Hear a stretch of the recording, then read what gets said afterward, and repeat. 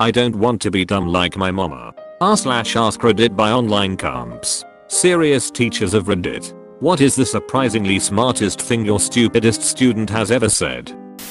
When I was teaching grade 5 a few years back, I had a student who really struggled academically and misbehaved a lot. During one of his punishments, which was washing dishes with me from our morning breakfast time, I straight up asked him why he kept getting into trouble.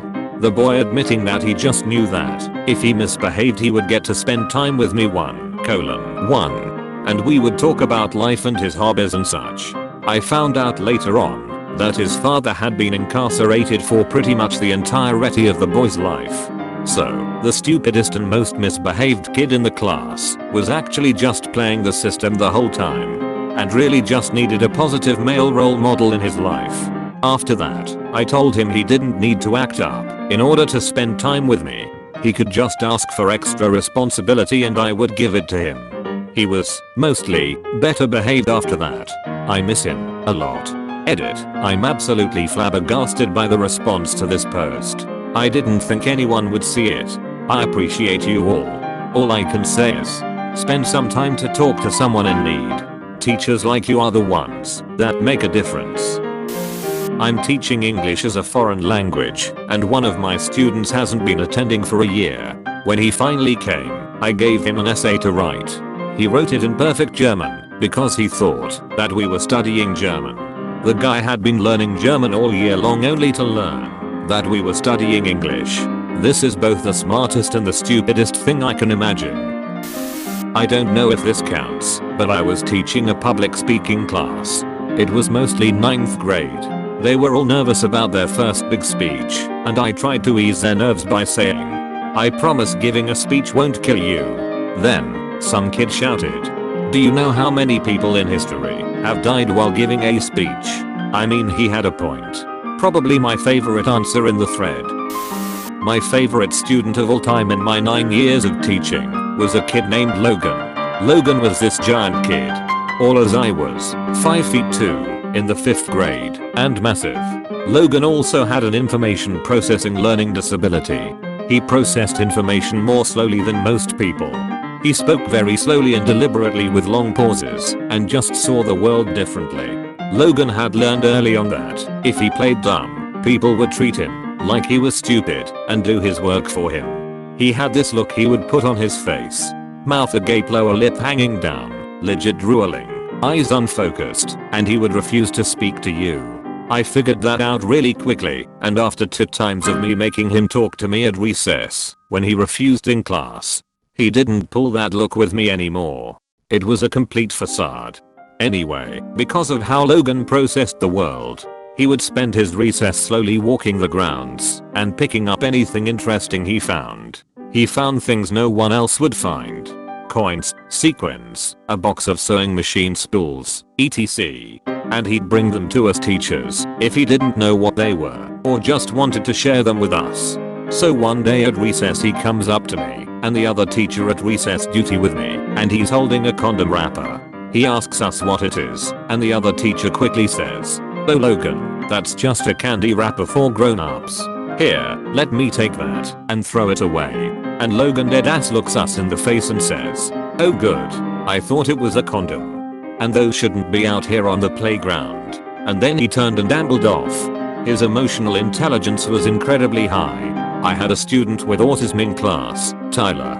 Tiny little guy, super sweet, but would have occasional severe meltdowns.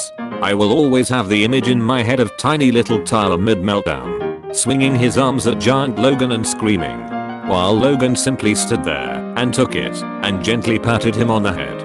TL. Doctor, I don't care if it's too long and no one reads it.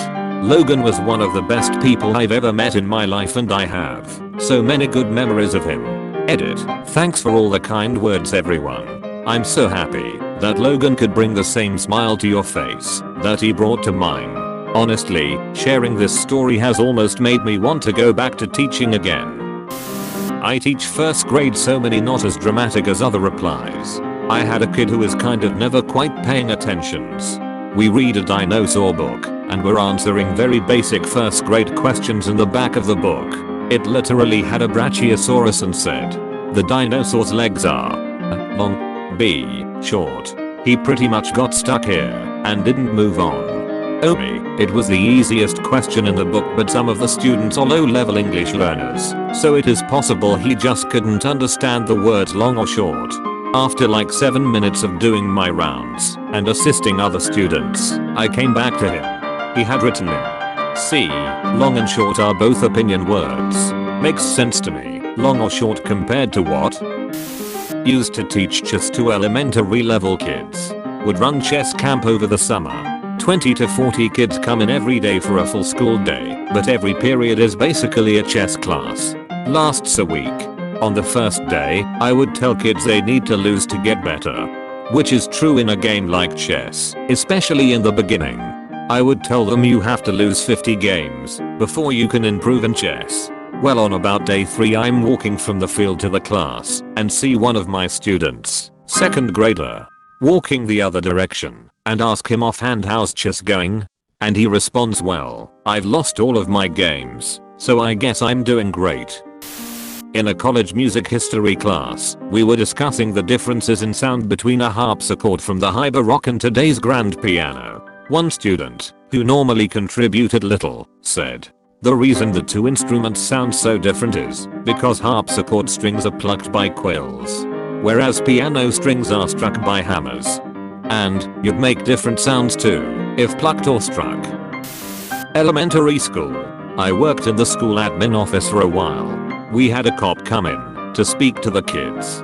Basically to warn them on the dangers of strangers and random people speaking to them in the street.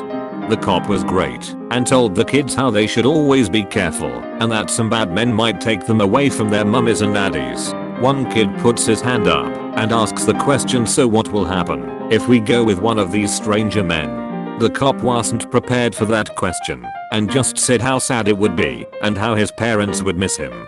A few days later a new buzzword was going around the school which phonetically sounded like pedophile. The kid had looked up online or spoke to someone and then told the other kids in schools about what pedophiles do. It scared the hell out of some of the kids and the principal had to come to each class to calm the kids down. That kid probably did more to make sure no one left the school with a stranger than the cops. I have a student in my class with autism. He is very high functioning, but he is a couple years behind his grade level. We were discussing the American Revolution, and one of the vocab words we had was tyrannical leader. I jokingly told the class that if I was ever the leader of the country, that's the kind of leader I would be, and I went on to say that all of your teachers would be that way too. Most of the class looked at me blankly, but this one kid with autism understood what I was saying and looked at me, and while trying to contain his laughter says, well, that's because all teachers have a superiority complex. I just couldn't help but laugh in front of the class for the next 5 minutes. I don't wanna be dumb like my mama, teacher at an inner city school for a time where almost all the students had free breakfast and lunch, written about it before. Lots of the kids realized and knew they were in a no-win situation and a downward spiral in terms of education and situation in life. Quite a number of them tried their damnedest though to get out of it. Lots of times the kids don't know what is awaiting them at home. Many parents don't read to their kids or help them with homework. Many just can't because they themselves barely have an education. Or they are in just bad situations. One student came in and said their mama chose to pay the cable TV bill over the hot water bill. And another week their mom shot themselves in the hand with a gun she borrowed from some guy. Later the same mom chose to pay her cell phone bill over electricity. And that student had enough and decided to start studying and try to climb out. There is hope. Leave a comment, like the video, and subscribe and this cat will let you go through heaven.